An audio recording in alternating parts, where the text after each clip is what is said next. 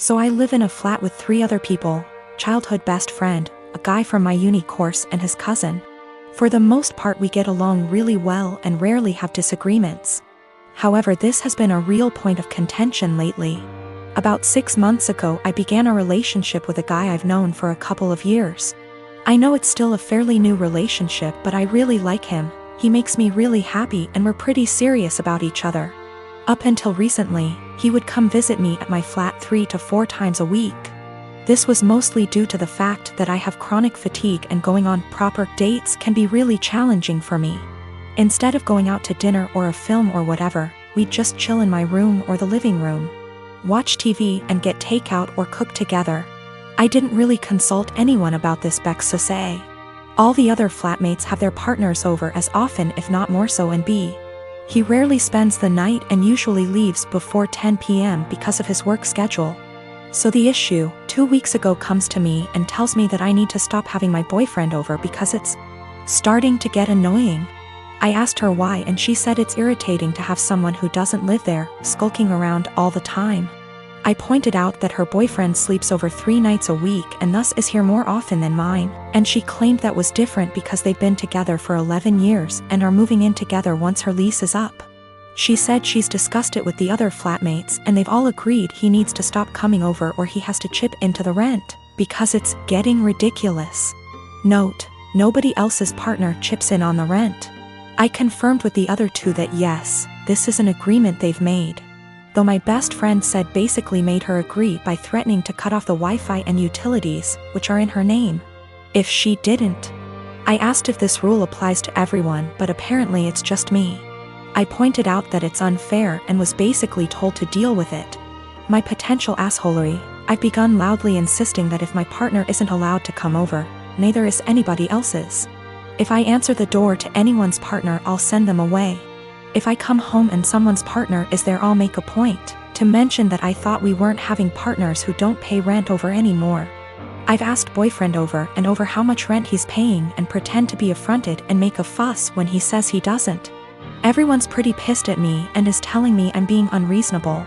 I know I'm being petty, but I think it's unreasonable that there's one rule for me and another for everyone else, and I'm trying to make that point.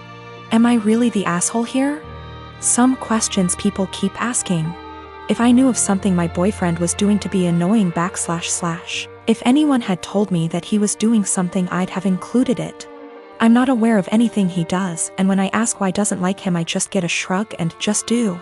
I will also state I'm bi, and she's never had an issue with any female partners I've had. We don't hang out in the living room much. We literally only use it if there's something we want to watch that I can't get on my bedroom TV and there's nobody else in there. We use the kitchen more often than the living room, but honestly even that isn't that often. We eat far too much takeout pizza rip. A lot of people seem confused, so just clearing up who's who in the situation. The one who brought all this up is not my best friend. Not to get too much into a tangent, but basically just over a year ago I was moving out of halls at university and was looking for a new place, so we decided to move in together. At the same time, a dude from my course was looking for a flat share. We couldn't find a 3-bed but found a really nice 4-bed, and he mentioned his cousin was also looking for somewhere to live, so she got on board too. I only met her last year and we don't really know each other very well. By chronic fatigue I mean chronic fatigue syndrome. Sorry, that's apparently so unclear. My 7-year-old daughter's doing virtual school in our living room recently. I heard her teacher address a girl named Kelly a few times, which stuck out to me because my daughter's class is only about 15 kids and I know them all by this point in the year. A couple times more and I realized she was calling my daughter Kelly. My daughter's name is Keely, pronounced Keely. So after school was over I asked her if that had been happening all year in this teacher's class, and she said it had, and it really annoyed her. I asked her why she hadn't corrected the teacher if it annoyed her so much, and she said she had repeatedly at the beginning of the year, but the teacher kept calling her Kelly, so eventually she gave up on reminding her. I sent the teacher a quick email explaining the misunderstanding but got no response. This teacher teaches a special subject, think music, gym, art, or language, not just one grade level. So my daughter will be in her classes for the next several years, so we couldn't just wait it out. And how moments like these are handled now will set the stage for how my kid deals with similar situations on her own in the working world. I encouraged my daughter to come to class early or stay later again, thinking maybe she hadn't heard or understood her last time. So a quiet one-on-one would be better. She got to the class early and she told her very politely that her name was Keely like really, instead of Kelly like jelly.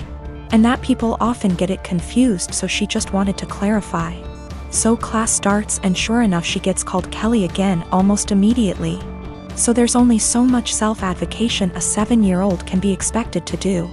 I just walked over and said, "Hi, this is Keely's dad. Hers name not Kelly. It's Keely."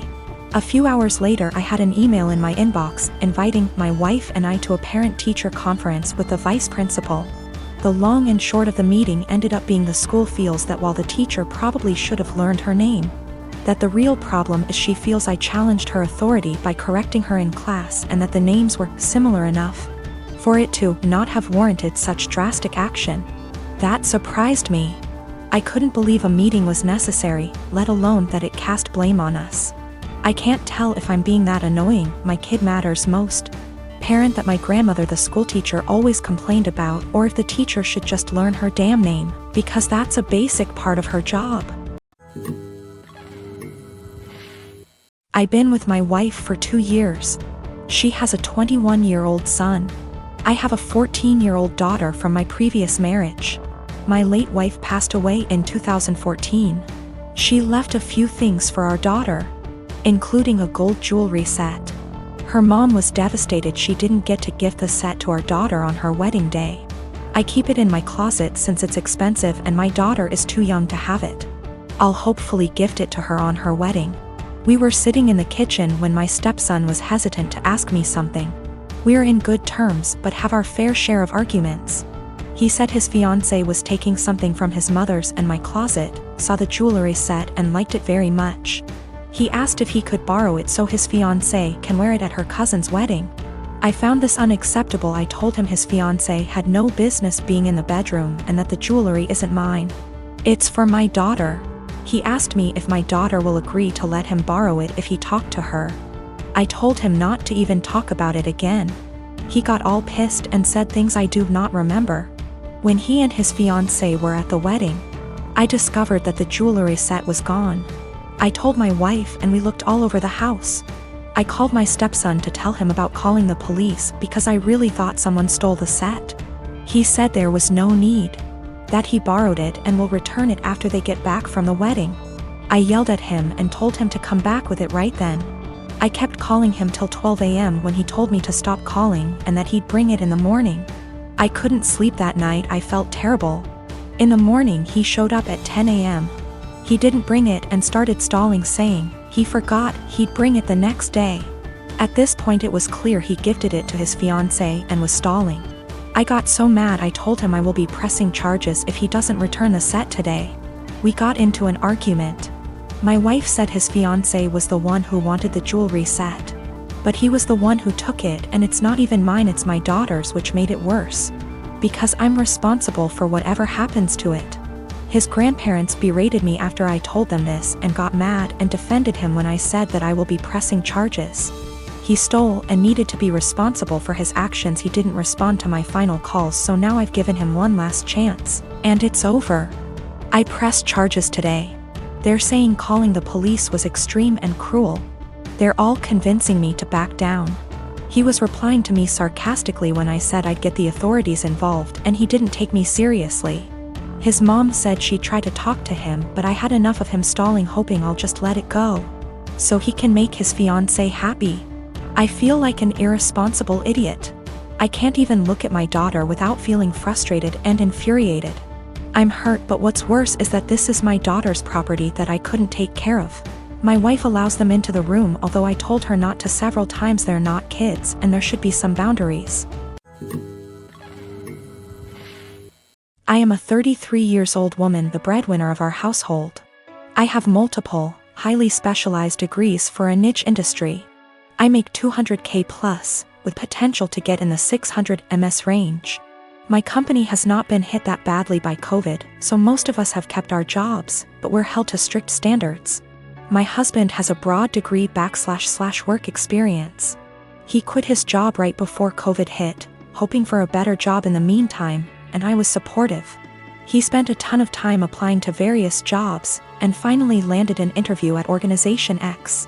This is his dream job, in almost every imaginable way. I can't be detailed. However, it's paying about $65K a year, which would be fine, except this job directly puts my job stability at risk. My company and this org are adversarial, at best. My field is extremely secretive, and if clients discovered my spouse was working for a competitor, I would be permanently tainted. I wouldn't be able to get a job in the industry forever. I know this sounds like an exaggeration, but I promise you, it absolutely is not. It'd be like if I worked in protecting the privacy of celebrities, and he worked for TMZ. If he tapped my car, got into my work devices, he could use that to advance his career. And any trust one have in this field will be gone. Even if I trusted my husband not to do that, my clients and company don't. Worse, B//C my background is so specialized, this is the only field I can work in. I asked him to drop from consideration for this job, since if he got it, we'd lose my income. $65K a year cannot support us in this city. Plus, he does not have to work for this organization. Even if the job market is awful right now, his background gives him access to a wide range of jobs, but I only have this one niche field. He was extremely angry and said I was selfish and only cared about money. I told him that if he wanted to go back to school for an advanced degree or just be unemployed for a while, I would support him. But taking this job isn't possible. He continued the process behind my back and got the offer. He wants to accept it, B//C. He says his career needs to take priority and that I wasn't being a supportive wife. I feel so betrayed, and I've contacted all relevant higher-ups in my company to inform them. I notified them as soon as he got the interview. B//C. It's better coming from my email than from a background check. I told him he could decline the offer, W// me watching him physically decline it. Or he could accept the offer and move out immediately. I would pay for him to stay 2 weeks at a hotel, and we would begin divorce proceedings. My company is willing to take care of all of my legal fees. I feel awful. I still love him. I moved decisively, B//C. This was the best way to cut my losses, but it still hurts. He called me heartless and cold. It's true that I was prioritizing my career over his, but it felt like the only option at the time.